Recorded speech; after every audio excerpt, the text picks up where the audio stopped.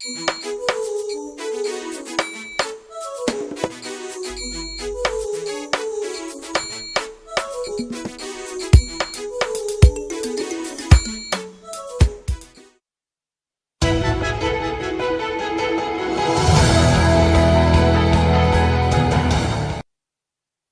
fait la une de l'actualité, surtout ces derniers temps.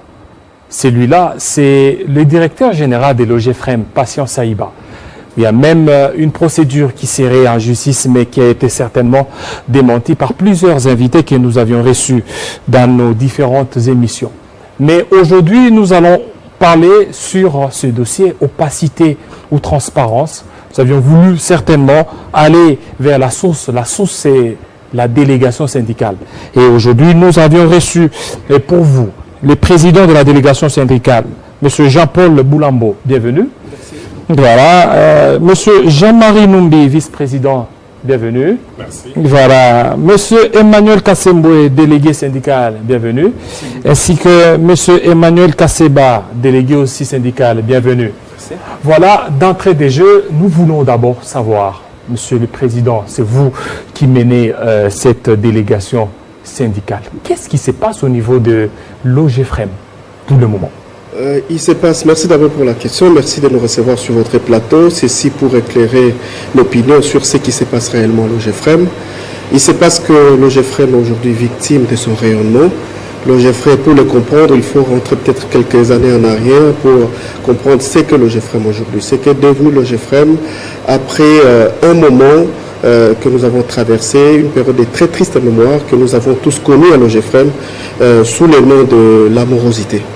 Et c'est un terme qui n'est pas étrange à l'OGEFREM lorsque vous passez par là. C'est une période au cours de laquelle les agents de l'OGEFREM, les cadres de l'OGEFREM ont traversé une difficulté sans nom. Ils ont traversé une période qu'ils ne voudraient plus jamais traverser dans leur vie. L'OGEFREM était arrivé au moment où les agents n'étaient plus payés, ça veut dire 5 mois d'arriérés de salaire. L'OGEFREM traversait à cette période-là, il y a de cela 3 ans, puisque nous étions déjà président de la délégation syndicale à cette période-là, avec toute l'équipe que vous voyez ici. En cette période-là, il n'y avait plus de couverture médicale à l'OGEFREM, et même lorsque l'agent devait aller se présenter au niveau des institutions hospitalières, il ne devait pas se présenter comme un agent de l'OGEFREM parce qu'on pouvait nous rappeler toutes les créances qui pesaient sur notre entreprise. En cette période-là, on ne paye pas les décomptes finaux des agents. À cette période-là, il y avait énormément de choses qui nous ont révoltés et qui ont fait que nous montions au créneau et dénoncer. L'OGEFREM était sous index. L'OGEFREM ne payait plus ses cotisations sociales.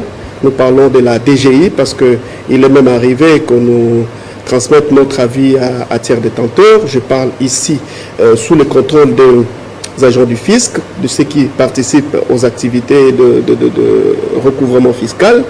En cette période-là, je parlais aussi de l'index. L'OGEFREM était déjà indexé il y a de cela 3 ans. En cette même période-là, l'OGEFREM n'évoluait plus dans le cadre de son objet social, qui est l'assistance et la facilitation aux chargeurs. En cette même période-là, on peut raconter énormément de choses qui ont fait que les agents et la délégation syndicale, accompagnés par l'intersyndicale, tous ont fait front commun pour dénoncer cette mégestion-là qui n'avait plus, qui était sans pareil. Et malheureusement pour nous à cette époque, d'abord, il faut avouer qu'il s'agisse des autorités, tant au niveau de la justice, tant au niveau de l'inspection générale du travail, il y avait un timide accompagnement de ces dénonciations-là. Et donc les agents ont redoublé d'efforts pour que leur voix soit entendue du moins à un autre niveau beaucoup plus élevé. C'est ainsi que le 23 juin, je précise bien le 23 juin 2017, nous avons été invités par notre tutelle, je parle là du ministère des Transports et des Communications à l'époque, sous l'autorité de son Excellence Makila, lui qui était en ce moment-là pendant que nous dénoncions la chose à l'étranger. Nous avons donc été reçus par son directeur de cabinet, M. Rex Koufoulula, que je salue en passant, et celui-ci a dirigé les travaux du 23 juin 2017. Ces travaux-là ont chuté par la signature d'un protocole d'accord que nous avons et que nous pouvons en dire à qui veut le lire. Ce protocole-là a dénoncé tout ce que nous venons de vous décrire et même au-delà. Et au-delà de ces faits, Dieu merci, pendant qu'effectivement il y avait toute cette tension-là que je ne sais pas je ne sais plus vous décrire ici parce que c'était tellement fort et triste que nous étions bien obligés effectivement de lever le ton. Il y avait une grève qui s'annonçait effectivement. Il ne nous restait peut-être qu'une semaine pour lancer une grève sans préavis. Et le 13 juillet, nous nous en rappelons encore comme si c'était hier, il y a eu nomination de nouveaux mandataires. C'est là que le duo Saïba-Manzila aura remplacé le duo Kikwa et India, qui, faut-il le dire ici, ont eu à passer leur temps, mais ce n'est pas un temps qu'aujourd'hui. C'est bon, ok. Je reviens à vous, je reviendrai à vous certainement, mais on parle de M. Jean-Marie Numbi, vous êtes vice-président. Aujourd'hui, est-ce que vous pouvez nous dire, au sein de la délégation syndicale, il y a un calme? Oui, la délégation syndicale est calme. Il est calme et sereine parce qu'au fait, si, comme l'a dit le président, s'il y avait un problème au niveau de l'OGFM, c'est elle, la délégation syndicale, comme un seul homme qui devait se lever, comme il l'a fait il y a 3 ans, se lever pour dénoncer. Et tant que la délégation ne s'est pas encore levée, ça veut dire tout est calme, ils sont bien, les agents ont leurs droits, et ils ont tout ce qu'il faut et tout le monde est calme. Voilà, ça c'est bien, on sent que vous ne faites que vanter le mérite du nouveau comité qui est mis en place, Monsieur Emmanuel Kassembo. Merci beaucoup.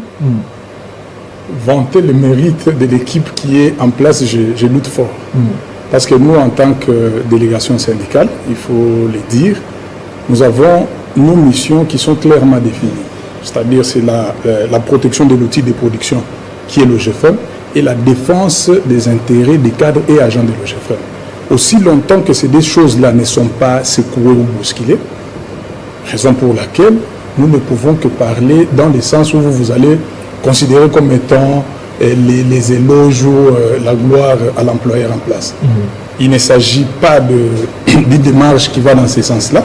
Ici, c'est tout simplement le respect de nos missions. Si l'agent a son salaire à la fin du mois, vous allez revendiquer quoi? Si l'agent s'est fait soigner dans les structures établies par l'entreprise, vous allez revendiquer quoi?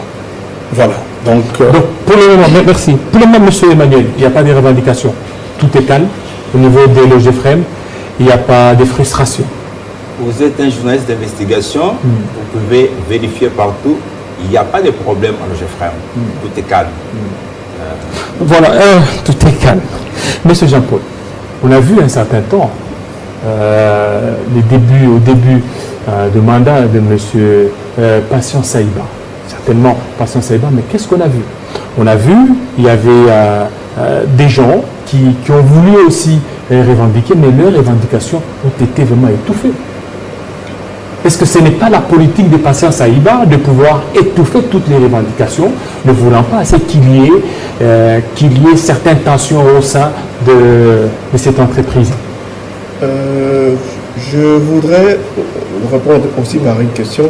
Pensez-vous qu'on pourrait étouffer éternellement une parce qu'il y a certains des travailleurs qui ont été révoqués parce qu'ils ont revendiqué leurs droits après un certain temps. Bien entendu, la révocation n'est pas une procédure qui est organisée par le droit du travail. Lorsqu'un agent a failli à ses obligations, nous avons une convention collective qui est conforme au Code du travail.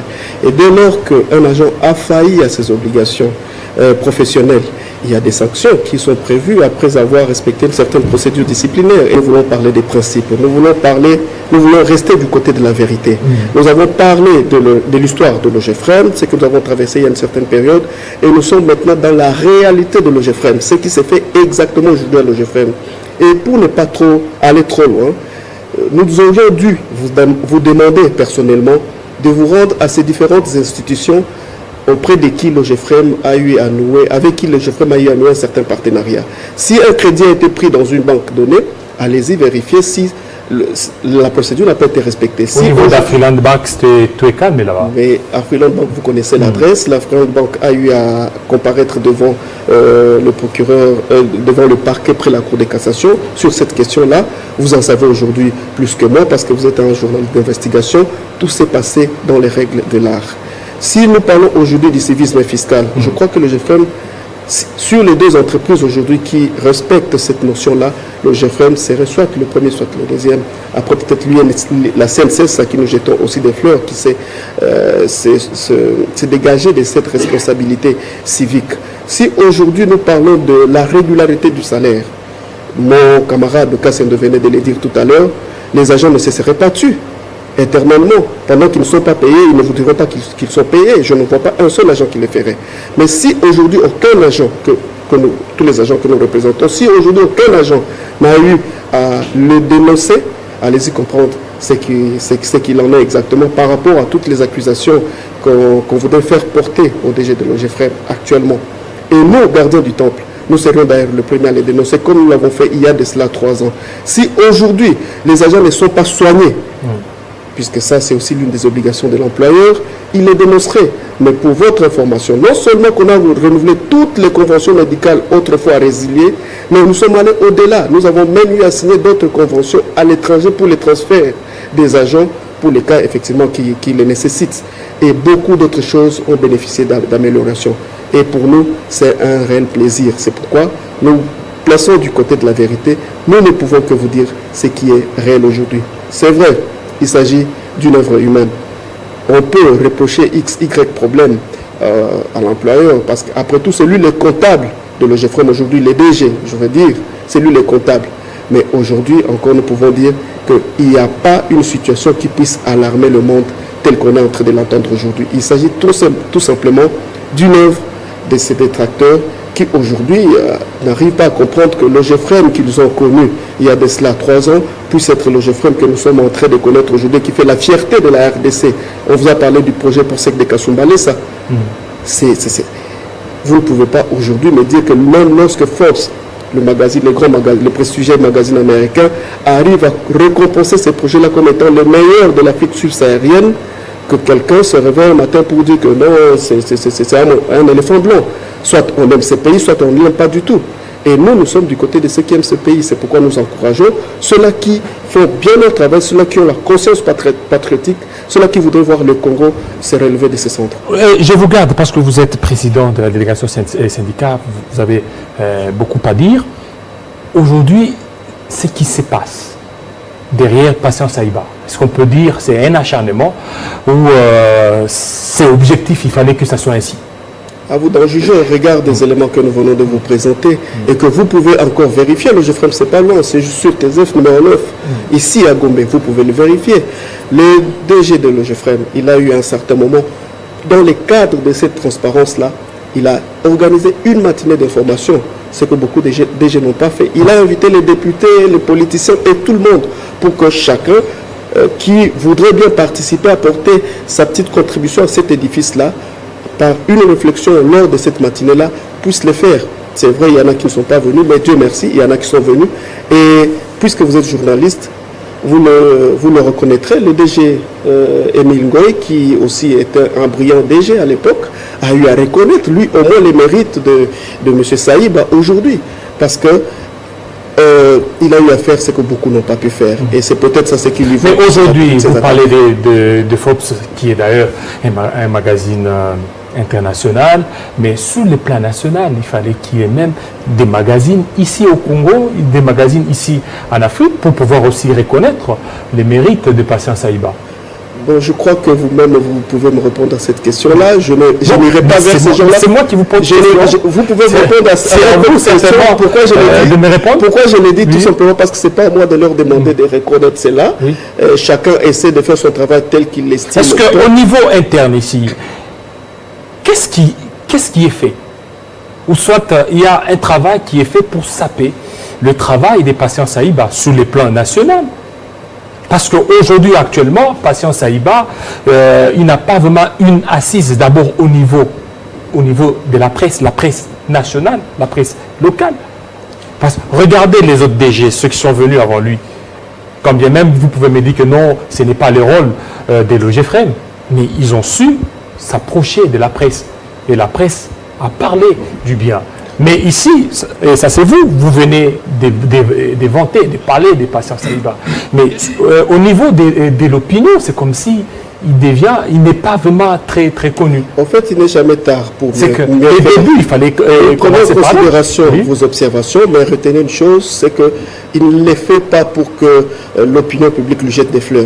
Il s'acquitte d'une obligation qu'il estime noble et patriotique. On peut ne pas passer sur la place publique, mais si on fait tel qu'il se doit, si on s'acquitte tel qu'il se doit de ses obligations, je crois que cela suffit. Et il vous reviendra peut-être, vous de la presse, de le constater aussi. Nous sommes passés, nous l'avons fait, nous avons parlé de l'OGFREM sans peut-être vouloir vanter l'image de M. Saïba. Non, nous avons parlé de la réalité. Et ça tombe qu'aujourd'hui, cette réalité-là, ça revient à M. Saïba. La bonne gestion aujourd'hui à l'OGFREM revient à M. Saïba. La transparence managériale qui est basée sur notre maître mot, la gestion participative et orthodoxe axée sur les résultats, c'est un mot d'ordre qui a été donné par l'équipe Saïba Manzila. Et nous ne pouvons qu'accompagner cela parce que ça profite aux agents de l'OGFREM, ça profite à l'OGFREM, ça profite à la nation tout entière, parce que le projet pour de Kassoumbalé, ce n'est pas le projet de M. Saïba, c'est le projet de la République. Ça va profiter à la République, ça va profiter à tous les autres qui utilisent nos voies pour leurs transactions à l'import et à l'export. Le système qui a été mis en place, le système ferry-ferré AD qui a été amélioré par nos ingénieurs nationaux, ici je vois, je salue l'équipe de la DANTI qui a fait ce beau travail. Aujourd'hui, ce sont des mérites qu'on doit reconnaître à cette direction générale. À l'époque, quand on vous dit que votre mandataire ne pouvait vous verser, peut-être que, je donne un exemple, il vous verse $10 le mois et qu'avec le nouveau système, vous arrivez à recevoir 20 ou 25, je pense que ça mérite quand même à ce qu'on puisse les reconnaître. Aujourd'hui, si les agents sont payés régulièrement, ça mérite à ce qu'on puisse les reconnaître. Si la prise en charge, on l'a dit encore tout à l'heure, on a besoin d'y revenir, mais je voudrais insister sur le fait que M. Saïba ne le fait pas dans le cadre de se jeter à lui-même des fleurs. Il le fait parce que sa conscience est portée vers ça. Sa conscience est portée vers un travail bien fait. Sa conscience est portée vers un certain altruisme qui lui dicte de voir aussi ce qu'il est en train de diriger. Parce qu'il ne serait pas bon chef si, entre-temps, dans son entreprise, les gens sont en train de se plaindre. À là, le GFREM, personne ne se plaint sur son salaire, sur la prise en charge médicale, sur les décomptes, ainsi de suite. Les brebis galeuses, entre guillemets, si je devais le dire, ne manquent peut-être pas. Mais aujourd'hui, vous n'avez pas vu les agents de l'OGFREM sur la multitude qu'il y a aujourd'hui. Je ne vous ai pas vu une seule fois avec des agents de l'OGFREM depuis que M. Saïba est là, qui dénonce avec des soubassements à l'appui une certaine gestion de l'OGFREM. Par contre, c'est la voix contraire qui s'élève à l'OGFREM pour appuyer. Est-ce que vous pouvez... Je voudrais même vous dire ici que M. Saïba, c'est un passant, et un peu pour rire, M. Saïba me mettait surnommé à l'époque bébé ou déjà androïde si vous passez à l'OGFREM. Et ce n'est pas pour rien qu'on l'a appelé ainsi. Monsieur Jean-Marie Lumbi, par rapport à ce que votre président syndical a dit, pouvez ajouter quelque chose? Justement, je voulais ajouter pour dire que d'abord, la délégation syndicale a beaucoup évolué. L'activité syndicale, c'est de par les conventions à travers le monde. Il n'y a plus de délégations syndicales de combat.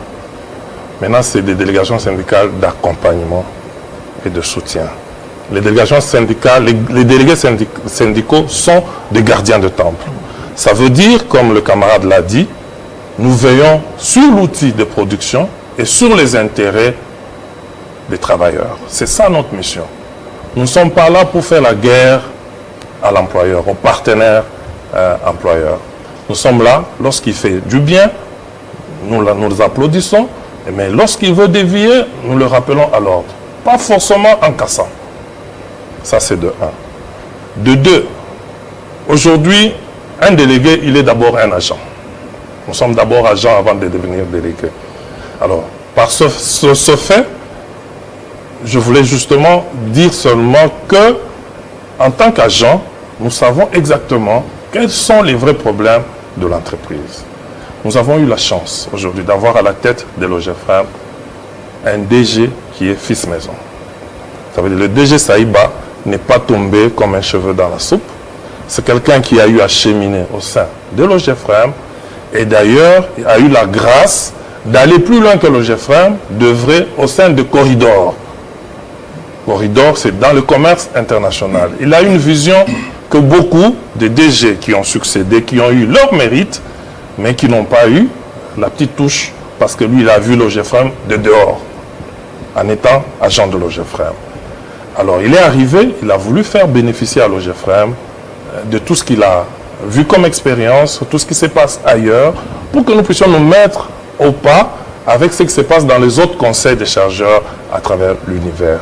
Et c'est comme ça qu'il a apporté. Je veux souligner un point très important, c'est que OGEFREM, à la création, était Office de gestion du fret maritime. Et puis, ça a évolué avec des réformes pour devenir Office du fret multimodal. Ça veut dire, on encadre les chargeurs, on assiste les chargeurs qui opèrent à travers les différents modes de transport qui existent. Pour ne pas rester seulement dans le maritime, dans les bateaux. Cette effectivité, c'est depuis 2008, je crois, que la réforme a été faite, mais cette effectivité, nous l'avons connue, nous l'avons palpée seulement avec le DG Patient Saïba. Et nous avons des instruments de couverture qui sont des instruments universels. Tous les conseils de chargeurs au monde les utilisent. C'est le bordereau de suivi des cargaisons. Ici, chez nous, c'était aléatoire. Vous voulez, vous souscrivez, vous ne voulez pas, vous ne souscrivez pas. On s'est battu pendant plusieurs années. C'est seulement avec la direction générale actuelle que nous avons pu obtenir les textes juridiques, les assises juridiques, la base juridique qui donne valeur à ces instruments. Vous voyez tant de choses que nous, agents, d'abord, avant d'être délégués, nous, agents, que nous ne pouvons que applaudir parce que nous voyons que ça retombe sur l'assiette de l'OGEFREM. Voilà. Monsieur Emmanuel Kassembwe, la délégation syndicale est là comme objectif d'accompagnement et de soutien et non pas des combats. Bon, je crois que mon prédécesseur, le camarade Jean-Marie Numbi, l'a très bien expliqué. Oui. Oui, nous ne pouvons que aborder dans le même sens.